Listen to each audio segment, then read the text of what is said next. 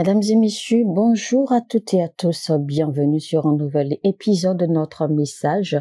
Message du jour, ce sera intitulé La doctrine de la grâce. La doctrine de la grâce, et ce sera donc avec le pasteur John Anosike. Alors, shalom chez vous, installez-vous confortablement, surtout dès que vous commencez, alors likez d'accord ce contenu, car nous sommes certains que vous serez richement bénis, vous serez édifiés par ce contenu, car tenez-vous tranquille, nous allons parler de la grâce de Dieu. La grâce, il faut savoir déjà que la grâce est l'extension de la miséricorde. Quand nous parlons de la grâce de Dieu, en fait, nous parlons de son infinie miséricorde. Dieu est gracieux, il est miséricordieux. Il est également un Dieu de justice et un Dieu qui récompense. Vous savez que la Bible dit que l'homme récolte ce qu'il sème. Dieu étant gracieux et miséricordieux, immensément miséricordieux, il est également très patient, il est indulgent, il est également très bon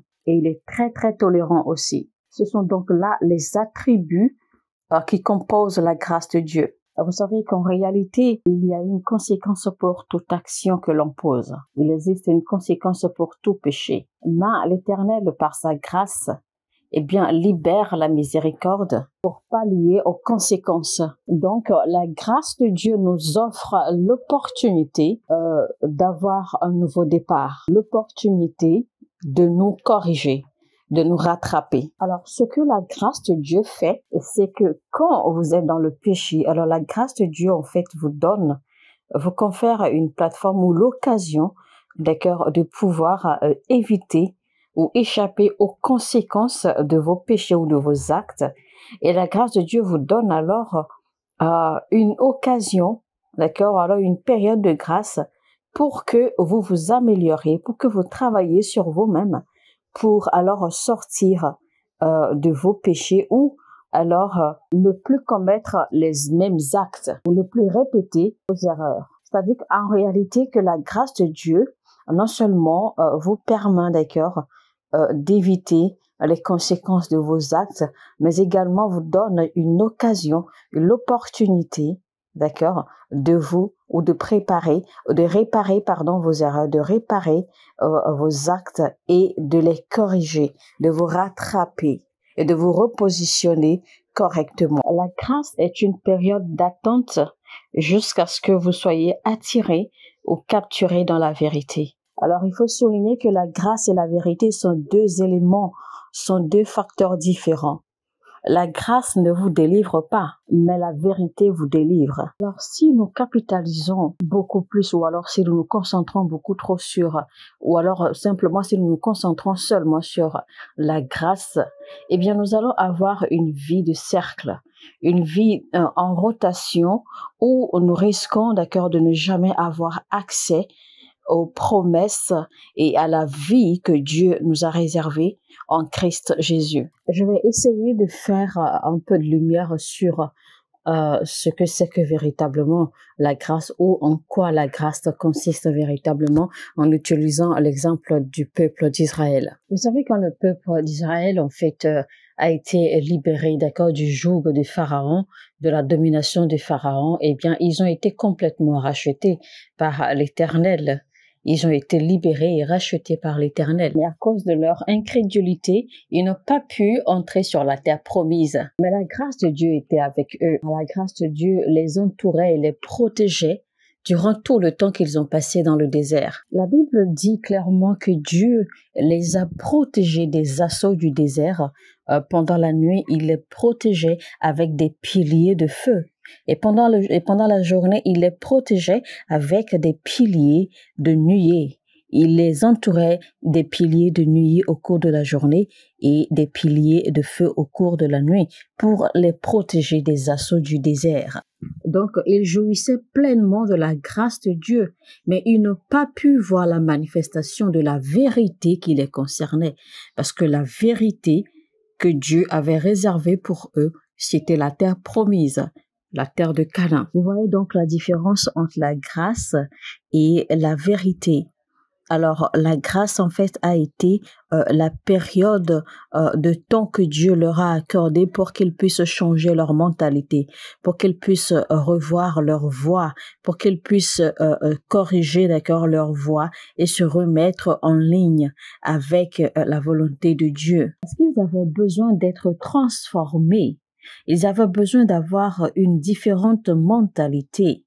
Ils avaient besoin d'avoir un différent style de vie pour pouvoir accéder à la promesse que Dieu avait réservée pour eux. Donc, la grâce sera disponible et suffisante jusqu'à ce que vous soyez prêts à vous repentir, jusqu'à ce que vous soyez prêts à changer. Et ce que les gens ne savent pas, généralement, je vais vous le dire, le secret, c'est que quand vous êtes dans la période de la grâce de Dieu, ou quand vous jouissez de la grâce de Dieu, eh bien, vous ne pouvez pas voir le meilleur de Dieu. Vous ne pouvez pas voir ou expérimenter, d'accord, toutes les dimensions de la grandeur, de la puissance de Dieu. Si, en tant qu'enfant de Dieu, vous n'avez pas pu transiter de la période où de l'étape de la grâce pour entrer dans l'étape de la vérité, vous ne pourrez jamais jouir de toutes les potentialités de Dieu. Vous ne pourrez jamais jouir du meilleur de Dieu. La Bible dit clairement que là où le péché abonde,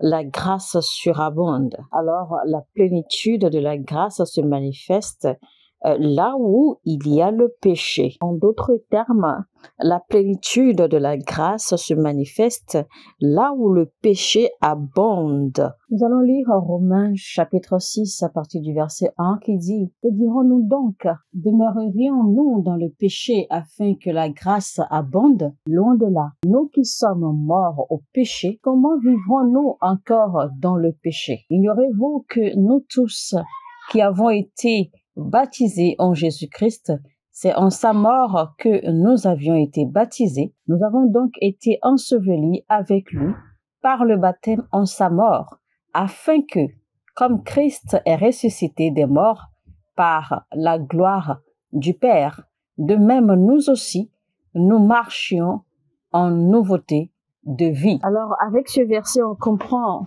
évidemment, ou on se rappelle évidemment, que Jésus-Christ, avec sa mort, eh bien, il a neutralisé la nature du péché. Alors, c'est notre identification à la mort de Christ qui nous donne en fait la force que nous avons reçue. La force que nous avons reçue en Christ pour résister et être au-delà, avoir le contrôle sur les résidus, les tentatives ou les tentations ou les envies au péché. Donc, notre force, notre habileté et notre capacité que nous avons reçue en Christ pour contrôler, d'accord, pour avoir le dessus sur les envies et les désirs de la chair et le péché, se trouve dans la mort et la résurrection de notre Seigneur Jésus-Christ. Donc, de par là, Jésus-Christ est alors la manifestation même, la représentation même de la grâce de Dieu. Il est très vulgaire et insuffisant de dire que la grâce est la manifestation d'une faveur non méritée. Non, ce n'est pas vrai. Jésus-Christ, notre Seigneur, en réalité, est la grâce. C'est le cadeau, c'est la grâce, c'est la représentation même de la grâce que Dieu nous a donnée. Lisons Apocalypse 13, verset 8, qui dit « Et tous les habitants de la terre l'adoreront, ceux dont le nom n'a pas été écrit dès la fondation du monde dans le livre de vie de l'agneau qui a été immolé. » Cette écriture nous révèle l'infini ou l'infinité de la nature de la grâce de Dieu. Avant même le commencement du monde, Dieu avait déjà créé, il avait déjà trouvé une solution pour sortir du péché. Mais dans ce processus de la justification, c'est la vérité qui pourra vous affranchir.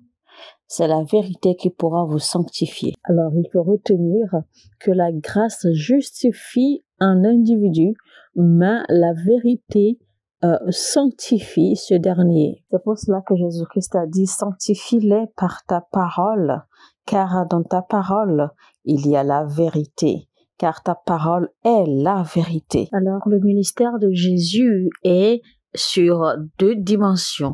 Déjà, premièrement, Jésus-Christ vient à nous par la grâce pour nous justifier, la grâce qui nous justifie. Et ensuite, alors, il nous enseigne la vérité pour nous sanctifier afin de nous préparer à la gloire du Père. C'est pour cela que Paul a indiqué Dieu, ou Paul a appelé Dieu le Père de la gloire. Dieu savait pertinemment que l'homme qu'il était sur le point de créer et de mettre sur la terre aurait la tendance naturelle à sortir de sa volonté parfaite. Et donc pour cela, il avait déjà préparé la solution pour éviter le péché ou pour sortir du péché ou encore pour éviter de subir les conséquences du péché. Donc Jésus-Christ était déjà mort dans l'éternité avant de se manifester dans les temps présents ou dans les temps physiques. Et ça, c'est la grâce révélée même de Dieu. Ça veut donc dire que la rédemption avait déjà été conclue avant même que le monde ne commence. Et ça, c'est la grâce. Alors, partout où la grâce se trouve ou se manifeste, Jésus est présent. Donc, Christ est la révélation parfaite de la grâce de Dieu. Il n'y a donc pas de grâce sans Jésus-Christ. Comment vous senteriez-vous, par exemple, quelqu'un veuille recevoir une chose que vous possédez, mais que cette personne ne veuille rien avoir avec vous? Mais cette personne veut profiter de ce que vous possédez. Comment vous senteriez-vous? C'est à cela, en fait, que ressemble notre conception de la grâce aujourd'hui dans le corps du Christ. Nous voyons la grâce comme une faveur non méritée, mais nous ne sommes pas prêts à considérer les instructions ou les principes, mais nous ne portons aucune considération aux instructions et aux principes, ou encore nous refusons d'avoir une relation avec celui-là même qui est la grâce personnifiée de Dieu. Et pourtant, nous voulons jouir de cette grâce. Vous savez, l'amour, c'est de l'attraction, et personne n'offre de l'amour sans rien attendre en retour. Pensez-vous vraiment que Dieu aurait sacrifié son unique fils s'il n'avait rien à gagner en retour? Évidemment non, parce que Dieu avait en fait l'intention, de gagner, de racheter le monde entier, de ramener le monde à lui, de ramener ses enfants à lui, qu'il a dû sacrifier son unique fils, qu'il a fait cette démonstration d'amour à notre égard. L'amour attend patiemment jusqu'à ce qu'il ait quelque chose à recevoir en retour. L'amour est orienté par le profit. La grâce de Dieu est soutenue par son amour, par son habileté à tout endurer, et par son habileté à tolérer et à être indulgent.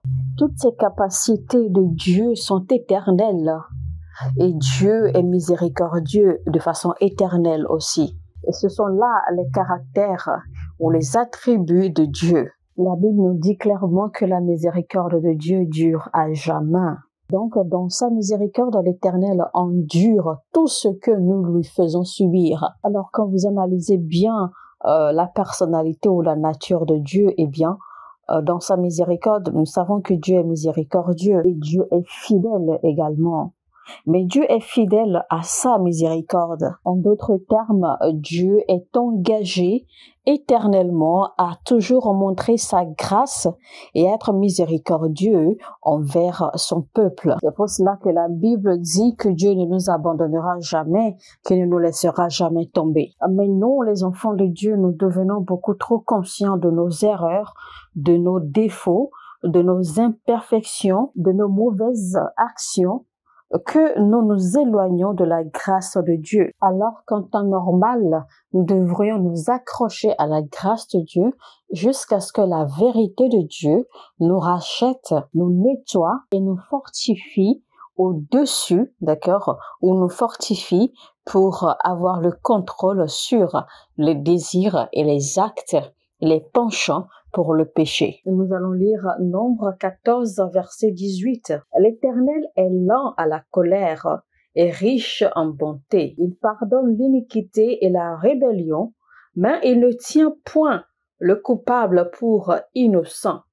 Et il punit l'iniquité des pères sur les enfants jusqu'à la 3e et la 4e génération. Alors, la lenteur de Dieu à la colère soutient la grâce de Dieu. Donc, le pilier qui soutient la grâce de Dieu, eh bien, c'est l'endurance de Dieu, c'est-à-dire la capacité de Dieu à tout endurer. Ensuite, sa miséricorde. Ensuite, sa lenteur à la colère. Nous allons lire Psaume 136 à partir du verset 1 qui dit « Louez l'Éternel car il est bon, car sa miséricorde dure à toujours. Louez-le, louez le Dieu des cieux, louez le Dieu des dieux, car sa miséricorde dure à jamais. Louez le Seigneur des seigneurs, car sa miséricorde dure à jamais. » Donc, en fait, nous essayons de voir la puissance de la miséricorde de Dieu. Donc, la miséricorde, c'est la grâce de Dieu libérée. Donc, Jésus est engagé à pardonner vos erreurs, vos mauvais comportements, vos déboires, vos penchants mauvais, vos mauvaises actions. Jésus est prêt à marcher, à tout faire en votre faveur. Jésus-Christ s'engage à ce que le Père, notre Dieu, vous fasse ou nous fasse voir de sa grâce. Jésus-Christ est engagé à ce que le Père nous fasse miséricorde parce qu'il est la représentation même de la grâce de Dieu. Car c'est lui, Jésus, qui va se présenter en avocat pour nous devant le Père. Parce que le Père, évidemment, il est le chef des juges, il est le juge suprême et Jésus-Christ est notre avocat devant lui. Et Jésus-Christ se tient devant le Père pour vous défendre jusqu'à ce que vous soyez en mesure ou jusqu'à ce que vous soyez prêt à être transformé ou en d'autres termes, jusqu'à ce que vous soyez prêt à changer, jusqu'à ce que vous soyez prêt à vous corriger ou à réparer vos erreurs, afin que la grâce ne vous soit pas enlevée. Parce que quand vous constatez que la grâce est en train d'être enlevée, eh bien, quand vous constatez que vous commencez à perdre la grâce de Dieu, vous devez faire très très attention. Parce que vous savez, c'est ce qui est arrivé à Judas.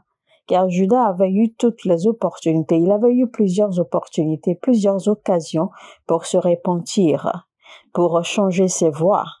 Mais il n'a pas saisi ces occasions. Et quand la grâce de Dieu lui a été enlevée, eh bien, Judas était mort, vous savez bien. Et après sa mort, évidemment, il n'est pas allé au paradis, il est allé direct en enfer. Car la Bible dit que Judas était perdu, parce qu'il avait été condamné à perpétuité. Il avait été condamné éternellement. Donc, quand Jésus-Christ priait, il disait « Père, je te remercie pour tout ce que tu m'as aidé à faire. Je te remercie pour m'avoir aidé à garder tous ceux que tu m'as donnés. » Et il disait cela, d'accord, dans Jean 17, verset 12. Quand il priait, il a dit « Lorsque j'étais avec eux dans le monde, je les gardais en ton nom. J'ai gardé ceux que tu m'as donnés et aucun d'eux ne s'est perdu, sinon le fils de la perdition, afin que l'écriture fût accomplie. » Donc Jésus-Christ en fait désignait Judas. Donc il avait appelé le fils de la perdition parce que il était le seul qui était perdu. Il était le seul qui était damné à l'éternité. Ça veut dire que vous pouvez bien être en Christ, vous pouvez bien marcher avec le Christ et pourtant aller en enfer. Donc cela implique alors que quand nous marchons avec la grâce de Dieu qui est Christ, nous devons alors prêter attention à ses dires, à ses instructions, à sa parole, à ses actions. Alors les thèmes qui pourraient être tirés de ce titre, eh bien ce serait la genèse de la grâce ou la clémence de Dieu, la manifestation de la grâce, la personne de la grâce, l'enseignement de la grâce, le ministère de la grâce, la fin de la grâce et le lien entre la grâce et la foi. Ce sont donc là les quelques thèmes qui peuvent sortir du titre de ce message. Des thèmes qui peuvent être débattus ou enseignés. Alors, voyons un peu la relation entre la grâce de Dieu et la vérité de Dieu. Lisons le livre de Jean, chapitre 1, le verset 14 et le verset 17. « La parole a été faite chair et elle a habité parmi nous, pleine de grâce et de vérité, et nous avons contemplé sa gloire, une gloire comme la gloire du Fils unique venu du Père. Verset 17 maintenant dit, « Car la loi a été donnée par Moïse, la grâce et la vérité sont venues par Jésus-Christ. » Alléluia. Donc, Jésus-Christ est la manifestation de la grâce de Dieu et de la vérité de Dieu. Donc, Jésus-Christ est venu pour nous. Et par son arrivée, il nous a justifiés. Mais c'est quoi la justification au juste? La justification, c'est ce que nous appelons aujourd'hui la grâce ou la faveur non méritée. La faveur non méritée. En fait, la justification, c'est le début ou c'est le commencement de l'œuvre de la grâce. Parce que quand nous sommes justifiés, eh bien, nous sommes justifiés dans le compte de la rédemption. Donc, quand Dieu nous regarde, il ne nous regarde pas, il ne considère pas avec nos péchés. C'est-à-dire qu'il ne regarde pas nos péchés, il ne regarde pas nos erreurs, mais il nous regarde et il considère plutôt l'œuvre accomplie de Christ sur la croix du Calvaire. Donc, il y a la puissance du sang de Jésus-Christ qui nous recouvre en réalité. Jésus-Christ a dit, tu connaîtras la vérité et la vérité te délivre. La vérité te libérera. Donc, ça veut clairement dire que la grâce vient de la vérité de Jésus-Christ. La grâce est la porte pour arriver à la vérité de Dieu. Psaume 78, verset 38. Toutefois, dans sa miséricorde, il pardonne l'iniquité et ne détruit pas. Il retient souvent sa colère et ne se livre pas à toute sa fureur. Alors, une autre face ou une autre couleur du jugement de Dieu que nous pouvons décortiquer, eh bien, il faut reconnaître que Dieu peut se mettre en colère. Dieu peut Dieu peut déclencher sa fureur. Dieu juge, d'accord? Dieu peut se sentir mal, Dieu peut être attristé et Dieu peut manifester sa colère. Dieu peut détruire, Dieu peut tuer. Et tous ces éléments, en fait, se retrouvent dans sa capacité ou dans sa nature de juge. Tout cela se retrouve dans le jugement de Dieu. Alors, Jésus-Christ est à la fois le chemin pour aller au Père, mais il est à la fois le chemin ou la route ou la porte qui empêche, d'accord, le jugement ou la colère de Dieu de nous frapper. Lisons Tite 2, versets 11 à 12. Car la grâce de Dieu, source de salut pour tous les hommes, a été manifestée. Elle nous enseigne à renoncer à l'impiété et aux convoitises mondaines et à vivre dans le siècle présent selon la sagesse, la justice et la piété. Donc, de tous ces versets, on voit clairement que Jésus-Christ est la personne même de la grâce de Dieu. Jésus-Christ est la représentation de la grâce de Dieu. Donc, tous les hommes méritent la grâce de Dieu, que ce soit les chrétiens ou les païens ou même les criminels, tout le monde, tous les hommes méritent la grâce de Dieu. La grâce de Dieu est disponible pour tous les hommes sur la terre. Il suffit d'implorer la grâce de Dieu. Et quand la grâce de Dieu se révèle, la miséricorde de Dieu se fait voir. Et quand la miséricorde de Dieu se fait voir, eh bien, vos péchés sont pardonnés. Vos fautes, vos erreurs sont pardonnées. Parce que Dieu se montre miséricordieux. Il se montre clément et gracieux à votre égard. Il faut donc frapper à la porte de la grâce pour déclencher la miséricorde de Dieu. Quand vous lisez Jean chapitre 3 verset 17, la Bible dit « Dieu n'a pas envoyé son Fils unique dans le monde pour condamner le monde, mais plutôt afin que le monde soit sauvé à travers lui. » Donc, Christ est la grâce personnifiée. Christ est la grâce en mission sur la terre, en mission pour sauver le monde. Donc, la grâce ne condamne pas. La grâce sauve. La grâce ouvre la porte de la miséricorde de Dieu pour pardonner les péchés des gens jusqu'à ce que la vérité de Dieu s'installe. Mesdames et messieurs, eh bien, nous venons à la fin de notre message, la doctrine de la grâce, première partie avec le pasteur John Anosike.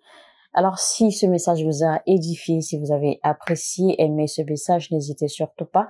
Cliquez donc sur le bouton j'aime. Cliquez sur le bouton j'aime. et afin de notifier que vous avez vraiment apprécié ce message. Et surtout, partagez le lien au maximum autour de vous. Et si vous n'êtes pas encore abonné à cette chaîne, alors abonnez-vous et activez la cloche de notification afin de ne rater aucun de nos messages. Vous pouvez également nous laisser des commentaires dans la section des commentaires. Si vous avez des propositions, vous avez des suggestions, eh bien, soulignez-les dans la section des commentaires. Si vous avez également besoin de prières, n'hésitez surtout pas à nous contacter. Regardez simplement dans la description de ce message de cette vidéo. Vous allez voir nos différents contacts. N'hésitez pas à nous écrire si vous avez besoin d'orientation, vous avez besoin de conseils, vous avez besoin de consultation, etc. N'hésitez surtout pas. Vous avez des questions à poser, n'hésitez pas à poser vos questions dans la section des commentaires. Laissez vos commentaires, laissez vos suggestions, vos propositions, etc. Et que le Seigneur vous bénisse abondamment. Sur ce, je vous dis shalom chez vous, que Dieu vous bénisse. Mon heure a sonné et n'oubliez pas, votre heure a aussi sonné. Amen.